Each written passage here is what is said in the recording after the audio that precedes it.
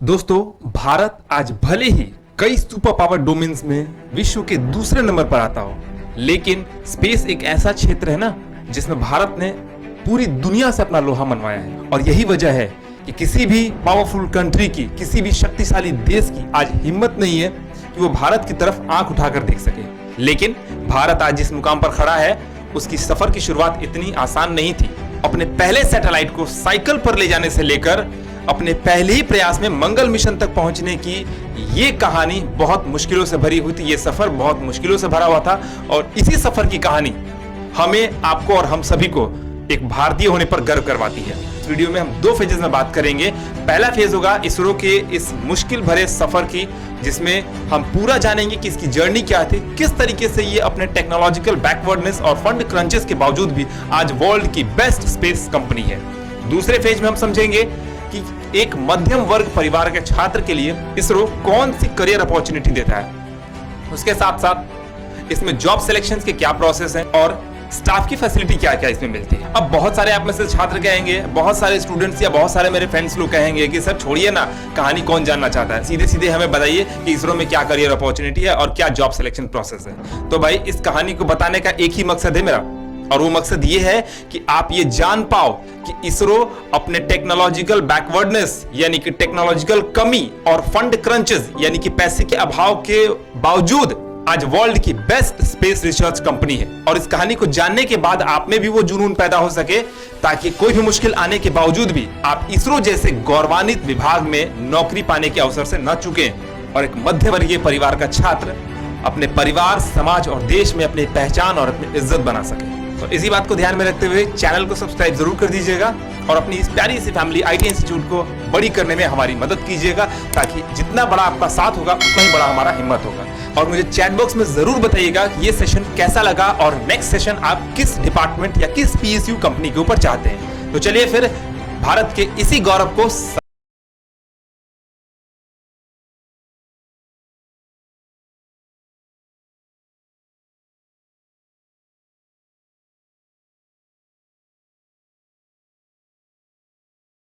अपनी food necessary को भी पूरा नहीं कर पा रहा था, यानी उस वक्त जब भुखमरी की स्थिति थी, तब उसी समय विक्रम साराभाई, पंडित नेहरू और डॉक्टर होमी जहांगीर भाभा के द्वारा स्पेस रिसर्च की बात सोचना किसी दूसरे देश के लिए मजाक और अपने खुद के देश के लिए एक बड़ी महत्वाकांक्षा से कम नहीं था। जी हाँ, बिल्कुल सही बात है भाई। जिस वक्त हमारे देश में भुखमरी की समस्या थी, उस वक्त हम स्पेस रिसर्च की बात सोच भी कैसे सकते थे। लेकिन ये वही हमारे महान व्यक्ति लोग हैं जिन्होंने आज भारत को इस मुकाम पर पहुंचाने की नींव रखी थी। लेकिन वो कहते हैं ना कि लोग जलते हैं जब आप इतिहास रचते हैं। अपनी इसी महत्वाकांक्षा को ध्यान में रखते हुए भारत ने 1963 में साइकिल पर नासा के द्वारा बनाए रॉकेट नाइकी अपाची को ले जाकर तिरुवनंतपुरम के एक स्टेशन से, तिरुवनंतपुरम के एक चर्च से लॉन्च किया। और उसके ठीक 51 साल के बाद 2014 में वो पहला एकमात्र ऐसा देश बना जिसने पहले ही प्रयास में मार्स मिशन को अचीव कर लिया। ये दोनों वो स्थितियां हैं, यानी कि साइकिल पर अपने पहले रॉकेट को ले जाना और अपने पहले प्रयास में ही मार्स मिशन तक पहुंच जाना, ये दोनों वो स्थितियां हैं जो भारत के स्ट्रगल, डेवलपमेंट और अचीवमेंट को दर्शाती है। लेकिन साइकिल से मार्स मिशन तक पहुंचने का ये सफर आसान नहीं था और इसको आसान बनाया इसरो ने।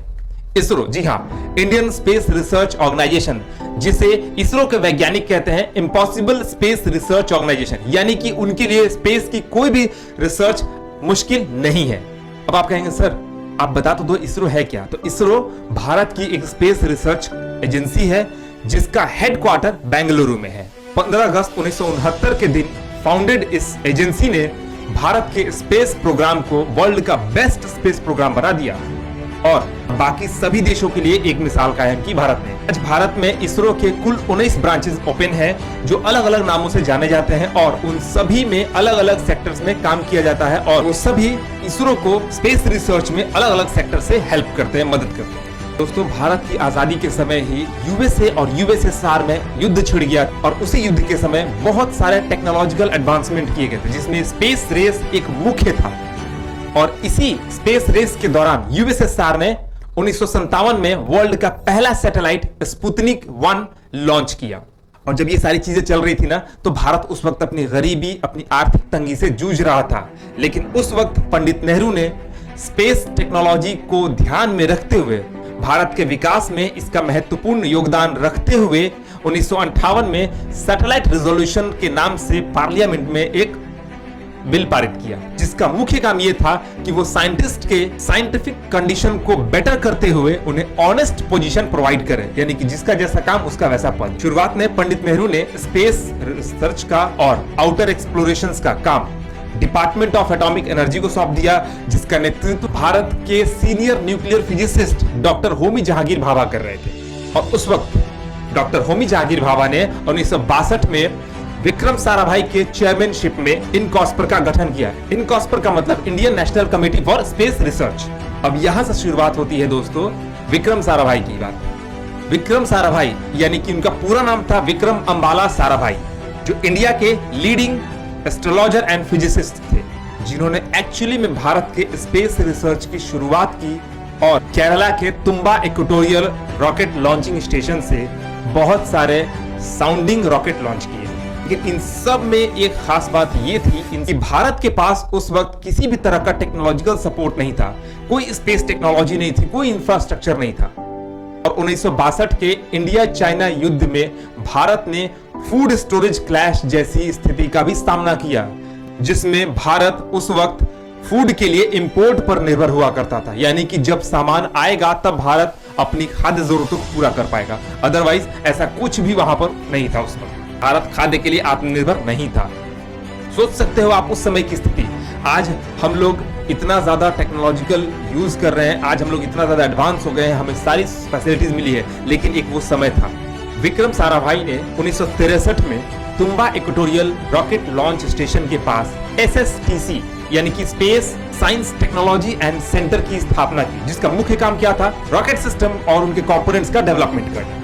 और इस SSTC को लाने का मुख्य मकसद ये था कि भारत अपने बिजनेस सैटेलाइट कैपेबिलिटी को बिल्ड कर पाए, यानी कि वो किसी दूसरे देश पर डिपेंड न रहे कि वहां से सैटेलाइट बनकर आएगा तब भारत स्पेस रिसर्च का काम करेगा। नहीं, इसी के दौरान SSTC के दौरान ही PSLV और GSLV रॉकेट का बीज बोया गया।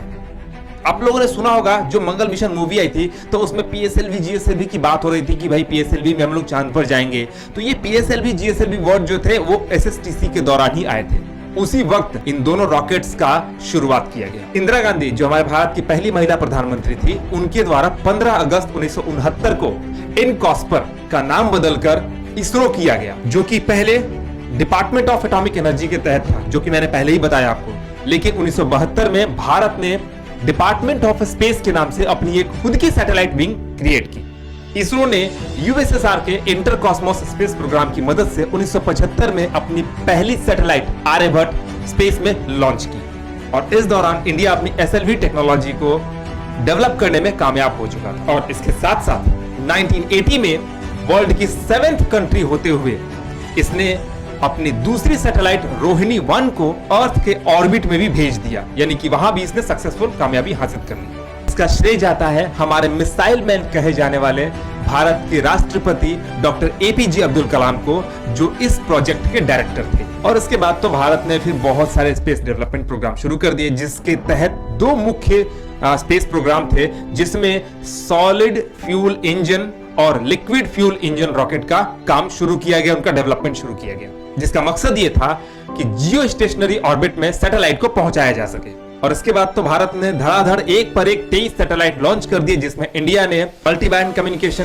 Radar imaging, optical imaging and metrological satellite launch किए गए। तो अब बात कर लेते हैं इसरो के मेजर अचीवमेंट्स की। और उस मेजर अचीवमेंट में इसरो को सबसे पहला अचीवमेंट 1990 में उसने PSLV रॉकेट यानी कि पोलर सैटेलाइट लॉन्च व्हीकल का आविष्कार कर दिया, जिसकी मदद से 2008 में इंडिया ने चंद्रयान मिशन लॉन्च किया। इसी चंद्रयान मिशन ने मून पर वाटर के प्रेजेंस की डिस्कवरी की, जो बाकी सारे देश के स्पेस रिसर्च एजेंसी कंपनियों के लिए एक मिसाल बनी। इसरो ने मुख्य रूप से 1982 से लेकर 1992 तक PSLV के डेवलपमेंट पर पूरी तरह से फोकस्ड होकर काम किया। और हाँ, यह भी जान के आपको बहुत हैरानी होगी कि यही वो PSLV रॉकेट है जिसने 2014 में सबसे पहले कम बजट में और अपने पहले प्रयास में ही मार्स मिशन को पूरा किया, मार्स के ऑर्बिट में जा पहुंचा। और आज इतिहास में इंडिया वो पहली कंट्री है जो सबसे कम बजट में मार्स मिशन तक अपने पहले प्रयास में पहुंचने में सफल हुई है। 2017 में PSLV की मदद से भारत ने कुल 104 सैटेलाइट स्पेस में पहुंचाई थी। लेकिन यहां पर एक सबसे बड़ी समस्या ये आने वाली थी कि इसरो के वैज्ञानिक ये बात जानते थे कि भाई PSLV रॉकेट आज भले ही जो कर रहा है, लेकिन आने वाले समय में ये स्पेस रिसर्च के हर नीड को फुलफिल नहीं कर पाएगा। और इसी कमी को ध्यान में रखते हुए उन्होंने GSLV रॉकेट का निर्माण शुरू कर दिया, डेवलपमेंट शुरू कर दिया। GSLV जिसका मतलब है जियो सिंक्रोनस सैटेलाइट लॉन्च व्हीकल। शुरुआत में तो GSLV के लिए PSLV का ही पैटर्न रखा गया, यानी कि GSLV रॉकेट PSLV के पैटर्न पर ही बना।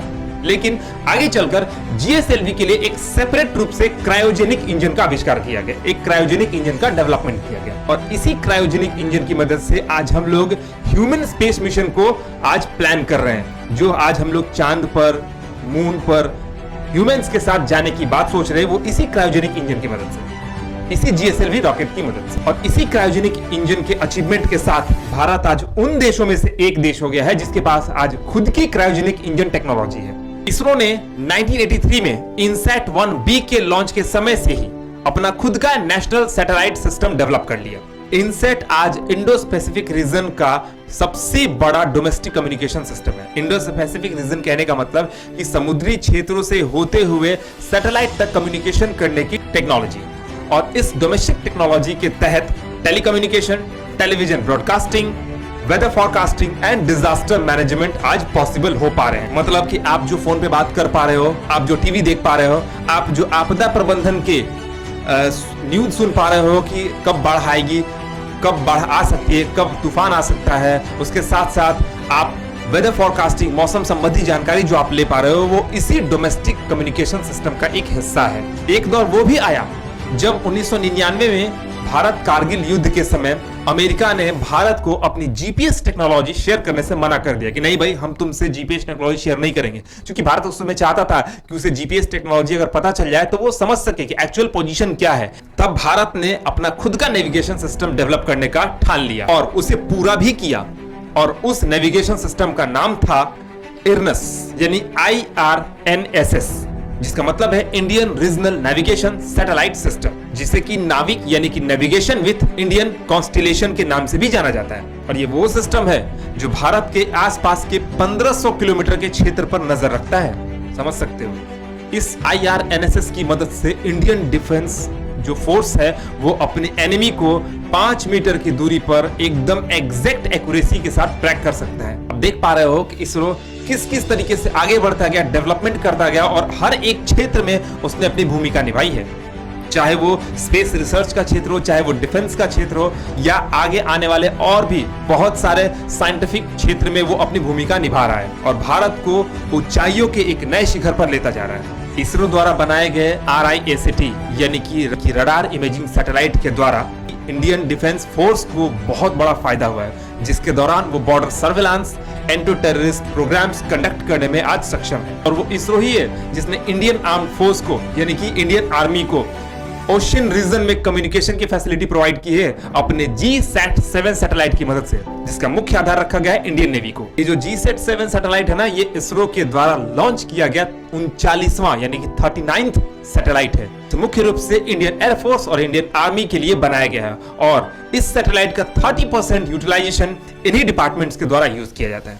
आगे चलकर मार्च 2019 में इंडिया ने अपनी पहली एंटी सैटेलाइट लॉन्च की, जिसको बनाया था DRDO। आप लोग DRDO को जानते होंगे, डिफेंस रिसर्च डेवलपमेंट ऑर्गेनाइजेशन ने, जिसका नाम था मिशन शक्ति। इन सभी कामों के दौरान, इन सभी अचीवमेंट्स, इन सभी डेवलपमेंट्स के दौरान इंडिया की एक खास बात सबसे ये रही है कि शुरू से ही अपने स्पेस प्रोग्राम को लो बजट इफिशिएंसी पर करता आया है। यही इसकी सबसे बड़ी खासियत है जो विश्व के अन्य स्पेस एजेंसियों से इसे अलग बनाती है और खास बनाती है, जिसका सबसे बड़ा एक ऐतिहासिक उदाहरण है मार्स मिशन, जो कि इंडिया ने केवल $74 मिलियन में पूरा किया था।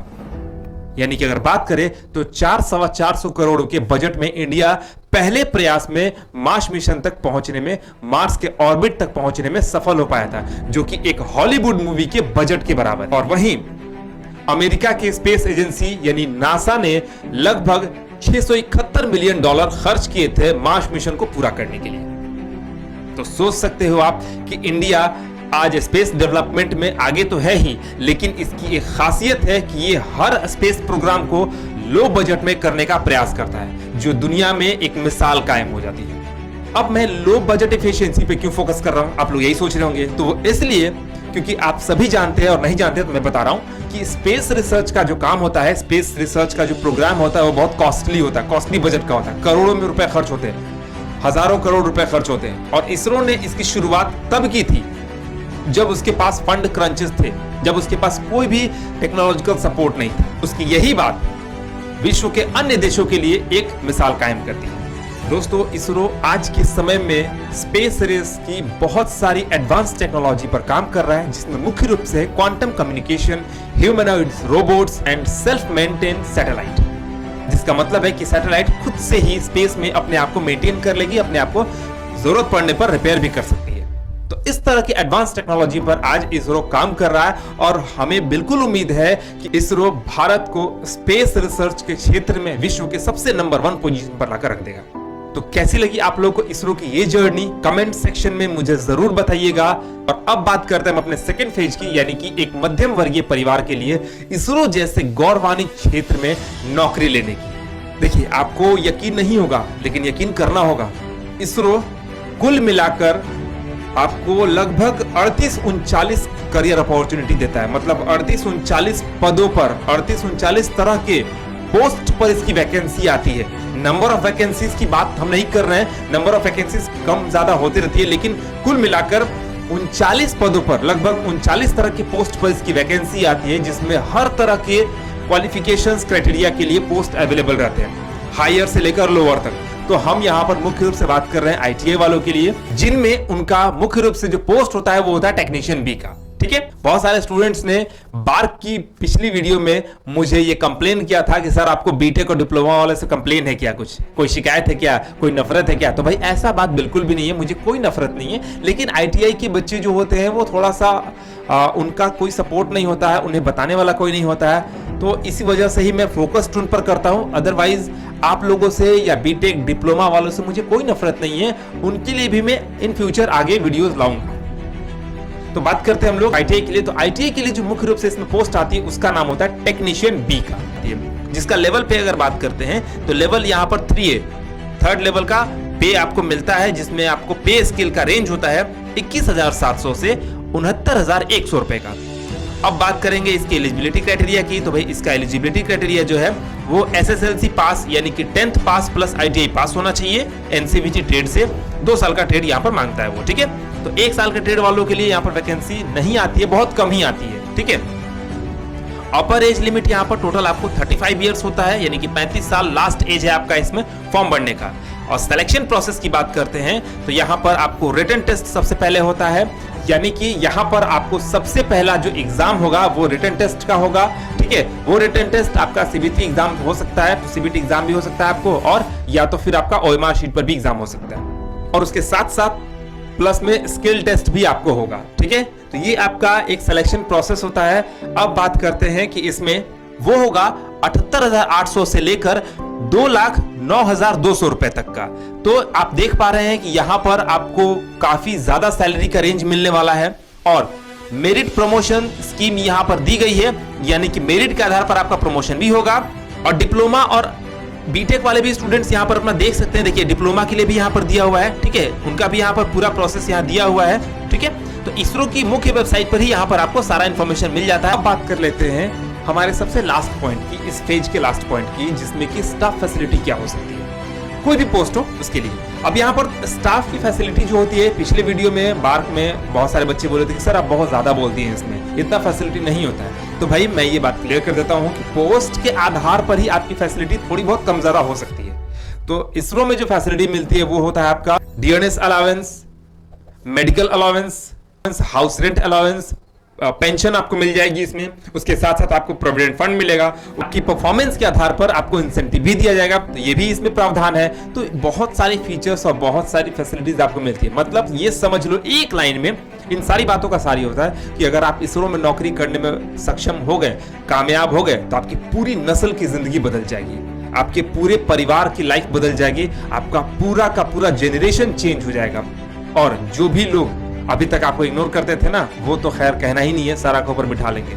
तो इसरो एक ऐसा क्षेत्र है, एक ऐसा डिपार्टमेंट है भारत का, भारत के स्पेस डिपार्टमेंट का एक ऐसा नाम है जहां पर काम करना अपने आप में एक गौरव की बात होती है। और यहां पर काम करके आप अपने परिवार, समाज और देश का नाम रोशन कर सकते हैं। तो मैं उम्मीद करूंगा कि आप लोग आज से ही इस विभाग में इस गौरव का हिस्सा बनने की तैयारी शुरू कर दीजिए, क्योंकि तैयारी अगर अभी नहीं तो फिर कभी भी नहीं। तो उम्मीद करता हूं कि ये सेशन आपको काफी पसंद आया होगा और बार की वीडियो पर आपने काफी प्यार दिया है, काफी आपने सपोर्ट दिया है, उसके लिए बहुत बहुत शुक्रिया आपका। तो मुझे चैट बॉक्स में जरूर बताइएगा कि नेक्स्ट वीडियो आप किस कंपनी या किस पीएसयू सेक्टर के बारे में जानना चाहते हैं। तो चलिए फिर इसरो की इस जर्नी को करते हैं यहीं पर समाप्त और मिलते हैं नेक्स्ट वीडियो में। तब तक के लिए thank you so much and good bye.